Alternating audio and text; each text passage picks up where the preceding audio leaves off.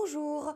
Claude Blanche-Méjean, bonjour. Vous êtes diplomate, vous avez été ambassadeur en Russie entre 2000 et 2003 et vous publiez ce Vivre avec Poutine, un portrait sans concession, assez juste, du président russe et de sa Russie. Le président russe qui s'apprête ce 18 mars à assumer un nouveau mandat. Quelles sont, monsieur l'ambassadeur, les raisons de la popularité de Vladimir Poutine? Je crois d'abord la première raison, c'est qu'il a rétabli l'ordre en Russie et qu'il a redonné à la Russie une place importante sur la scène internationale. Alors, il avait été recruté d'ailleurs par l'entourage du président Yeltsin, malade, un peu à bout de souffle. Alcoolique? Pour cela, oui, bien sûr. Poutine ne boit pas, donc ce risque-là n'existe pas. Mais il avait été mis en place, en fait, d'abord comme Premier ministre, donc pour stage probatoire, puis comme président intérimaire, puis élu comme président, pour remettre de l'ordre dans la maison Russie, puisque, dans le fond, Yeltsin avait eu le courage de décider que le système communiste était mort, qu'il fallait d'ailleurs l'achever, et que pour cela, il fallait trouver des alliés. Et ces alliés ont été les nouveaux Russes, les oligarques, et puis les gouverneurs élus. Absolument. Donc il en est résulté un certain désordre, des dégâts collatéraux de cette action très courageuse que Yeltsin a pu mener dès le début de son mandat. Alors Poutine était là pour remettre un peu d'ordre dans la maison, il l'a fait, en engageant la deuxième guerre de Tchétchénie comme Premier ministre d'ailleurs, dès le mois de septembre 1999, en la poursuivant avec des moyens extrêmement violents, et donc en signifiant dans le fond Urbi et Orbi que maintenant il n'y aurait plus d'indépendance à l'intérieur de la Fédération de Russie, ça n'était plus acceptable. La Russie les frontières de la Fédération étaient ce qu'elles étaient et elles le resteraient. Et puis il a aussi restaurait ce qu'il appelle lui la verticale du pouvoir, qui est un mot un peu peut-être malheureux, en créant des super-préfets, c'est-à-dire en instituant 7 districts fédéraux et en mettant à leur tête des représentants personnels du président, c'est-à-dire de lui, pour faire respecter la loi fédérale et aussi ses propres instructions, parce que les gouverneurs n'en faisaient plus qu'à leur tête. Ils étaient élus et ils avaient noué des liens politiques avec les doumas locales, et la loi, très souvent, locale n'était plus la loi fédérale. Retour de l'ordre, verticalité du pouvoir et retour de la Russie sur la scène internationale. C'est le dernier sujet dont vous allez nous parler. Oui, alors là-dessus, on pourrait se livrer à diverses interprétations, parce que pendant son premier mandat, ce retour s'est fait, là aussi en fonction des conditions dans lesquelles il avait été recruté, si j'ose dire, dans un cadre occidental. C'est-à-dire qu'il a continué la ligne Yeltsin. Il a siégé à tous les G8, et il était un bon partenaire du G8. Il était l'ami du président Chirac, l'ami du chancelier Schröder, l'ami du Premier ministre britannique, et même de W. Bush. Et lorsqu'il y a eu l'attentat du 11 septembre à New York, il a immédiatement affirmé sa solidarité. Et il a dit à Bush et aux autres occidentaux, je ferai ce que vous voudrez. D'ailleurs, il l'a fait. C'est-à-dire qu'il a facilité l'accès des troupes de la coalition qui allaient en Afghanistan à travers les pays d'Asie centrale. Et pour notre part, moi j'ai négocié personnellement une base, un point d'appui à Dushanbe. Comme vous le savez, le Tadjikistan était encore sous contrôle russe assez largement, et nous l'avons fait dans de très bonnes conditions. Et nos militaires sont restés à Dushanbe, une sorte de point d'appui pour aller au Tadjikistan pendant une douzaine d'années. Alors, popularité à l'intérieur, impopularité à l'extérieur en ce moment. On le voit avec l'affaire de l'empoisonnement de cette ancienne espion russe à Londres. Les relations entre la Russie et l'Occident n'ont jamais été aussi mauvaises depuis la fin de la guerre froide. Qu'est-ce qui s'est passé? Qu'est-ce qui se passe? D'abord, il y a eu les actions sur ce qu'on appelait à Moscou l'étranger proche. Bien sûr, en août 2008, le galop d'essai avec l'affaire de la guerre de Géorgie, qui a pu s'arrêter avec une médiation du président Sarkozy, qui à l'époque exerçait la présidence tournante de l'Union européenne, avec retour sur les bases antérieures, mais évidemment de façon beaucoup plus grave dans l'affaire ukrainienne. Et peut-être que dans le fond... Mars 2014, l'annexion de la Crimée. Voilà. Et peut-être que dans le fond, l'une des expériences traumatisantes de Vladimir Poutine a été son séjour à Berlin-Est, comme correspondant à l'époque du KGB. Chef d'escale du KGB, en effet. Et il a vu, de ses yeux vus, un État soi-disant très fort s'effondrer, disparaître en quelques semaines. Et ça, pour lui, ça a été une leçon sans doute assez traumatisante. Et il l'a d'ailleurs dit au moment des révolutions de couleur dans les pays proches de la Russie, souvent issus de l'ancienne Union soviétique. Et il a évidemment émis, comme toujours à Moscou, la thèse du complot, c'est-à-dire que c'était des complots de la CIA à chaque fois, même si c'était les populations locales, naturellement, qui se soulevaient, et que ensuite, évidemment, probablement, chacun jouait son jeu, y compris les Américains. Alors maintenant, effectivement, on est dans cette situation où la Russie est sous sanction, et peut-être a-t-elle aggravé son cas, l'avenir le dira, avec cette affaire. Alors justement, c'est la question que je voulais vous poser, Claude Blanche-Maison. Est-ce que l'affaire Skripal est de nature à... est-ce que ça peut être la goutte d'eau qui fait déborder le vase?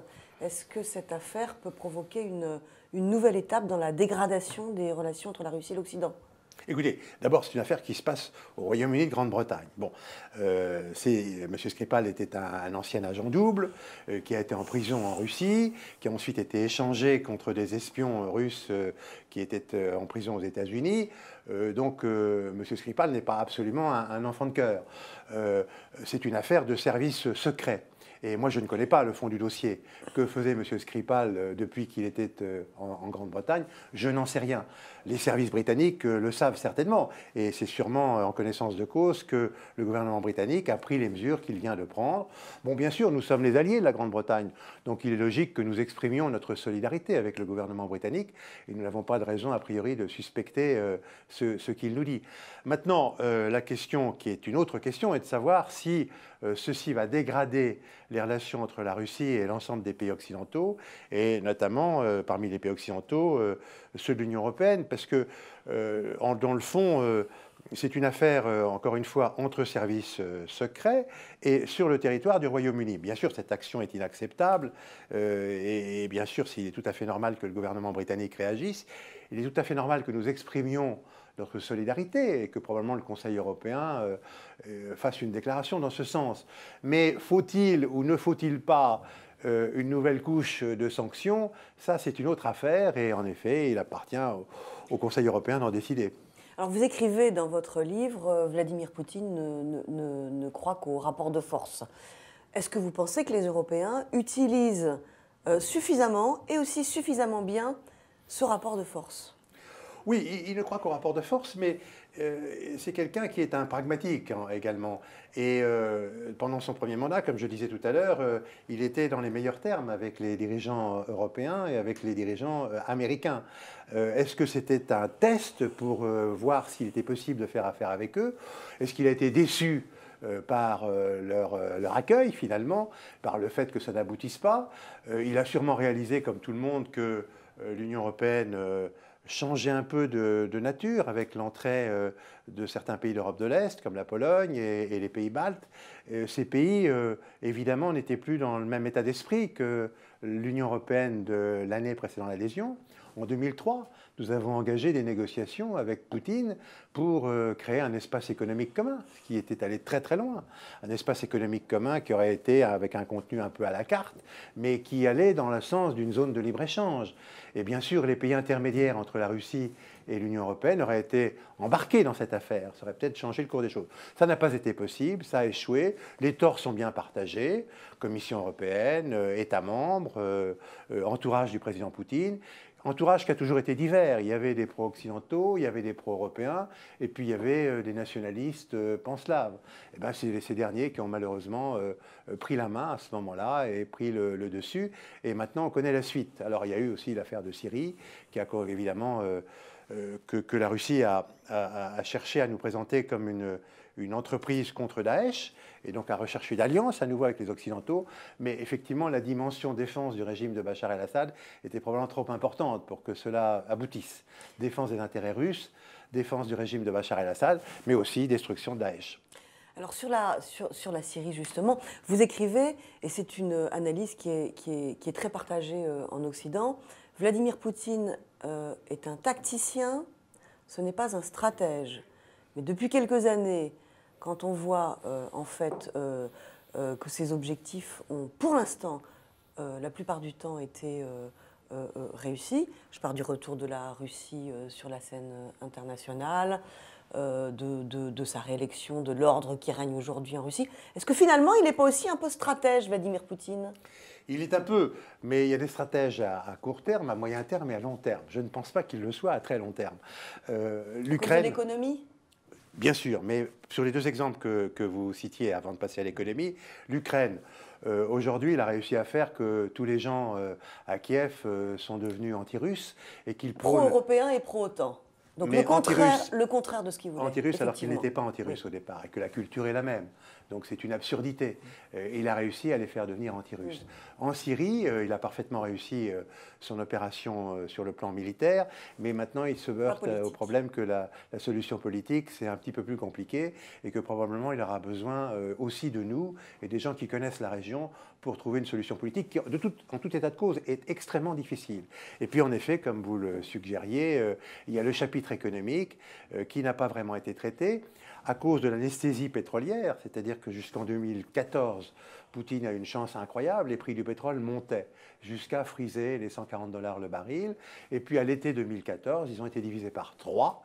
Et là, il a réalisé que son budget devenait déficitaire, que ses rentrées de recettes extérieures étaient également en chute libre et que la compétitivité de l'industrie russe était finalement très faible, sauf peut-être dans le domaine dans le domaine militaire. Et donc, en effet, cette restauration de la compétitivité de l'économie russe, pour la mettre aux standards internationaux, puisque la Russie est dans la mondialisation, il n'est plus possible de l'isoler, eh bien, c'est probablement la tâche du prochain mandat. Donc, il faut regarder qui est nommé Premier ministre, qui est nommé ministre de l'économie, qui est nommé ministre des Finances, et est-ce que cette nouvelle équipe aura une liberté de manœuvre pour réformer l'économie et faire de la Russie une économie compétitive? C'est pas sûr. Encore une question, Claude Blanche-Maison. La politique russe de la France, que je qualifierais volontiers d'une espèce de dialogue critique vis-à-vis de la Russie, vous paraît-elle suffisamment lisible et suffisamment efficace? Alors, je crois que l'acquis de la rencontre du Trianon entre le président Macron et Poutine... Versailles, septembre... dernier, c'est d'abord le fait que Poutine, probablement, a été assez admiratif devant la performance politique du président Macron, qui s'est fait élire président dans des conditions qui étaient difficilement prévisibles, puisque au départ, il n'y avait pas de parti politique. Et puis surtout, il a sans doute apprécié, dit-on, le caractère cash du président Macron, qui lui a parlé franchement. Il y a des sujets de désaccord, il y a des sujets sur lesquels on peut être d'accord, et puis il y a des sujets sur lesquels on peut coopérer. D'ailleurs, la coopération n'a jamais cessé dans beaucoup de domaines. Et donc, effectivement, de ce point de vue-là, le dialogue se poursuit. Je pense, pour aller dans le sens de votre question, que la France s'honorerait en prenant un peu le leadership et en traçant une perspective pour les relations entre la Russie et l'Union européenne. L'Union européenne est de toute manière le premier acteur économique extérieur à la Russie, c'est le premier partenaire économique. Les États-Unis sont très loin derrière. Bien, ils sont un dixième des échanges entre l'Union européenne et la Russie. Bien sûr, c'est un partenaire stratégique, mais peut-être la France pourrait-elle tracer une perspective, parce que Poutine connaît les rapports de force, mais il recherche aussi une perspective. Il voit bien qu'il n'y a pas beaucoup d'avenir dans une coopération avec la Chine. La Chine est un marché, la Chine est un partenaire économique, mais c'est un partenaire difficile qui... et un voisin menaçant. Et un voisin à long terme, à très long terme menaçant. Mais pour le moment, il ne s'est pas préoccupé du long terme. Merci beaucoup, Claude Blanche-Maison. Merci. Merci.